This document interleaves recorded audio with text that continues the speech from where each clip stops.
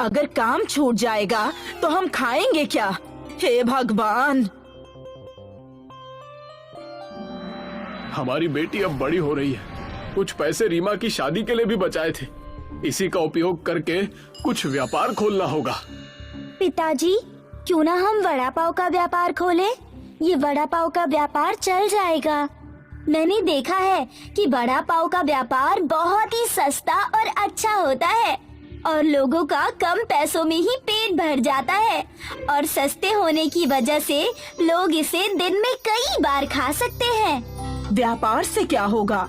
आप कोई काम ही ढूंढ लीजिए। बढ़िया आई वड़ा पाव की व्यापार करने वाली। जाकर अपना काम करना। नहीं, रीमा सही कह रही है। वड़ा पाव का व्यापार जोरों से चलेगा। मैं अभी इसकी कोई तरकीब निकालता हूँ।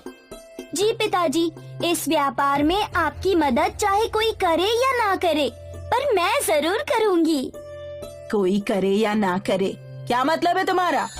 मैं भी अपने पति का काम में हाथ बटाऊंगी। वो तो मुझे पता है कि आप हाथ कैसे बटाने वाली है। सारे काम मुझसे ही करवाएंगी आप, सब जानती हूँ मैं। रीमा की बातें सुनकर लक्ष्मण वड़ा पाव का व्यापार शुरू कर देता है। यहाँ भी शिल्पा सारा काम रीमा से ही करवाती है। लोगों को वड़ा पाव देने से बड़े बड़े बर्तन साफ करवाने तक का काम रीमा ही करती है। शिल्पा तो बस रानी की तरह वहाँ पर बैठी रहती है। पूरे 1 महीने बीत चुके थे। लक्ष्मण चाहता था कि रीमा का बस स्कूल में दाखिला करवा दे। तब शिल्पा ने कहा, नए स्कूल कुछ नहीं, हमें एक और वड़ा पाव का ठेला खोल देना चाहिए। रीमा अगले साल भी तो पढ़ सकती है। और आपको ऐसा नहीं लगता है कि आप उस पर कुछ ज्यादा ही ध्यान दे रहे हैं? अगर हमारा बच्चा होता तो क्या आप उस पर भी इतना ध्यान देते? अरे मुझे पता है कि सारा का सारा काम वही दुकान पर करती है। तुम उससे सारे काम करवाती हो और पूरे दुकान की लक्ष्मी वही तो है। अगर वही सब करती है तो फिर मैं क्या करती हूँ? आपके लिए तो मैं बोझ हूँ ना।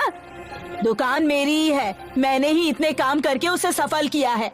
इसीलिए मैं चाहती हूँ कि ये वाली वड़ा पाव की दुकान आप मुझे दे दीजिए और फिर तय कर लीजिए कि आप अपनी बेटी के साथ रहेंगे या फिर मेरे साथ। शिल्पा और लक्ष्मण का बहुत बड़ा बहस हो जाता है। लक्ष्मण अपनी बेटी रीमा के साथ रहने लगता है। शिल्पा अपने भाई को अपने मायके से बुलाकर अपने परिवार से अलग होकर वड़ा पाव बेचने लगती है। लेकिन वो दुकान तो रीमा की वजह से चलती थी और इस वजह से शिल्पा की दुकान में कुछ ही ग्राहक आते। लेकिन लक्ष्मण और रीमा अकेले हो गए थे और लक्ष्मण के पास कोई और दूसरा काम भी नहीं था। बेटा, मैं फिर से उसी जगह आ गया जहाँ कुछ महीने पहले था। अब फिर से काम की तलाश पर निकलना होगा। शिल्पा ने हमसे हमारी दुकान हथिया ली। अपने भाई को बुलाकर उसके साथ व्यापार करके उसने हमें अकेला कर दिया। बेटा, आप चिंता मत कीजिए पापा, क्यों ना हम उल्टा वड़ा पाव बेचे, नई दुकान खोलकर। उल्टा वड़ा पाव? उल्टा वड़ा पाव ये कैसे बनता है? ये नई प्रकार का वड़ा पाव है जिसमें पाव के अंदर आलू की स्टफिंग्स की जाती है और फिर उसे बेसन में लपेटकर उसे तला जाता है। एक बार मैंने ये बात माँ से भी कही थी, लेकिन उन्होंने मुझे ये करने से मना कर दिया। इसलिए मैं चाहती हूँ कि हम अपनी दुकान पर इसे बेचें। मुझे तुम पर भरोसा है। मैं अभी इस चीज का बंदोबस्त करके कल सुबह से शुरू कर दूंगा। तो मैं भी इस चीज के लिए आपकी मदद करना शुरू कर देती हूँ। बहुत मजा आएगा। हमारा व्यापार जरूर अच्छा और बड़ा होगा। और क्या था, लोगों ने उल्टा वड़ा पाव के बारे में सुना ही नहीं था। जैसे ही उन्हें पता चला कि रीमा ने उल्टा वड़ा पाव का ठेला शुरू किया है, सारे के सारे रीमा के यहाँ पर आया करते थे उल्टा वड़ा पाव खाने के लिए। दुकान पहले ही दिन से बहुत अच्छी चलने लगी और शिल्पा की वड़ा पाव की दुकान से कोई भी वड़ा पाव नहीं लेता था। अरे रीमा बिटिया, हमें भी उल्टा वड़ा पाव का स्वाद चखाओ। अरे हम भी तो खाकर देखें जरा। जी काका, अभी लाई। उनकी दुकान तो खूब चल रही है और अगर हमारी दुकान ऐसी ही चलती रही तो मुझे फिर से घर जाना होगा। यहाँ मच्छर मारने से अच्छा है कि मैं घर चला जाऊं। लेकिन तुम मुझे अकेले छोड़कर कैसे जा सकते हो? क्या ये है तुम्हारे भाई होने का फर्ज?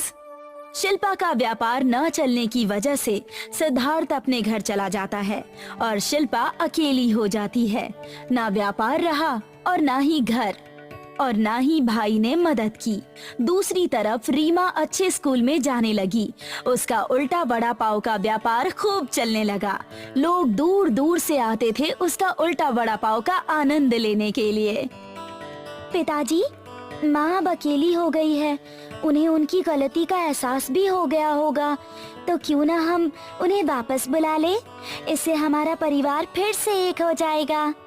रीमा की बात सुनकर लक्ष्मण ने शिल्पा को माफ कर दिया और उसे घर बुला लिया। मेरी प्यारी गुड़िया, मैंने तुझे हमेशा डांटा, काम करवाया, लेकिन तुमने मुझसे इतना प्यार किया। मैं हमेशा इस बात के लिए शर्मिंदा रहूंगी। हो सके तो मुझे माफ कर देना। हमारे घर की असली लक्ष्मी तो तुम ही हो। आप माफी मांगकर मुझे शर्मिंदा कर रही हैं। आखिर हूँ तो मैं आपकी बेटी ही ना। बस अब आप एक शर्त लगाइए कि उल्टा वड़ा पाव आप मुझसे ज्यादा खाकर दिखाएंगी।